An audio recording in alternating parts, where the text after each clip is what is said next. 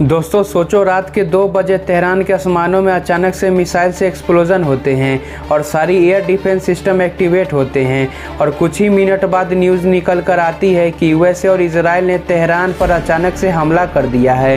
नमस्कार दोस्तों, welcome to prime nation. मैं हूँ आपका अपना प्रियांशु राज और आज हम बात करेंगे कि कैसे यूएसए और इजराइल ने ज्वाइंट ऑपरेशन करके ईरान के सुप्रीम लीडर अली खेमेनेई को मिसाइल स्ट्राइक में मार दिया जाता है। दुनिया का सबसे पावरफुल देशों में से एक ईरान आता है और अगर उसी देश के सबसे पावरफुल आदमी सुप्रीम लीडर अगर वही एक मिसाइल अटैक में मर जाते हैं तो क्या होगा। दोस्तों 28 फरवरी 2026 की रात तेहरान में एक बड़ा एक्सप्लोजन होता है और कुछ घंटों बाद रिपोर्ट निकल कर आती है कि इजराइल और अमेरिका के इस हमले में ईरान के सुप्रीम लीडर अली खेमेनेई मर जाते हैं। और अगर ये बात सच है तो ये सिर्फ एक अटैक नहीं है, ये तो पूरे मिडिल ईस्ट की पावर बैलेंस को हिला देने वाली घटना हो सकती है। आज हम इसी घटना के बारे में पूरा डिटेल में समझेंगे। दोस्तों सुप्रीम लीडर का रोल क्या होता है और ईरान के लिए इतना इम्पोर्टेंट क्यों है। दोस्तों ईरान एक नॉर्मल डेमोक्रेसी नहीं है। ईरान का political system Islamic Republic model पर बेस्ड है।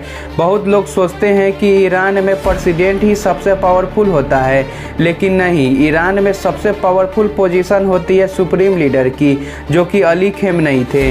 सुप्रीम लीडर कंट्रोल करता है आर्म फोर्सेस को, न्यूक्लियर पॉलिसी को, फॉरेन पॉलिसी को, इंटेलिजेंस को और रिवोल्यूशनरी गार्ड को, और इनडायरेक्टली कहा जाए तो प्रेसिडेंट भी उनके अंडर ही होता है। और 1989 से अली खेमेनेई ईरान के सुप्रीम लीडर थे और इसीलिए उनकी डेथ सिर्फ एक लीडर की डेथ नहीं, सिस्टम की सेंटर पर अटैक किया गया माना जाता है। दोस्तों ये अटैक कब हुआ? 28 फरवरी 2026 को अमेरिका और इजराइल ने ईरान के मिलिट्री और पॉलिटिकल टारगेट पर एयर अटैक की थी। रिपोर्ट के मुताबिक तेहरान में सुप्रीम लीडर के कंपाउंड पर डायरेक्ट मिसाइल से स्ट्राइक की गई थी, जिसमें उनकी जान चली गई। ये खबर अमेरिका के राष्ट्रपति डोनाल्ड ट्रंप ने पूरी दुनिया को बताई।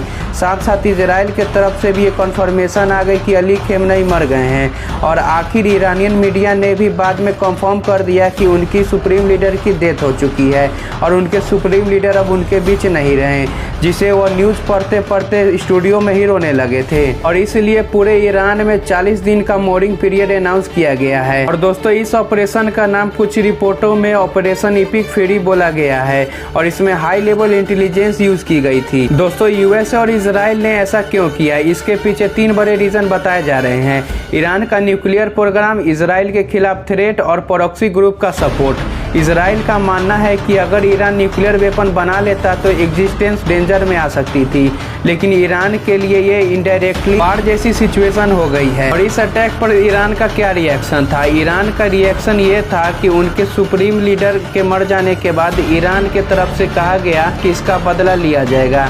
इसका मतलब क्या हो सकता है? यूएसए बेसिस पर अटैक, या इजराइल पर मिसाइलें दागी जाएंगी, या ऑयल रूट को बंद किया जाएगा, या प्रॉक्सी वार खेली जाएगी। और अगर दोस्तों ऑयल बंद हुआ तो पूरे देश की इकोनॉमी हिल जाएगी। अब सबसे बड़ा सवाल है कि क्या ये वार यहीं रुकेगा या दुनिया के एक सबसे बड़े कॉन्फ्लिक्ट की तरफ बढ़ रहा है।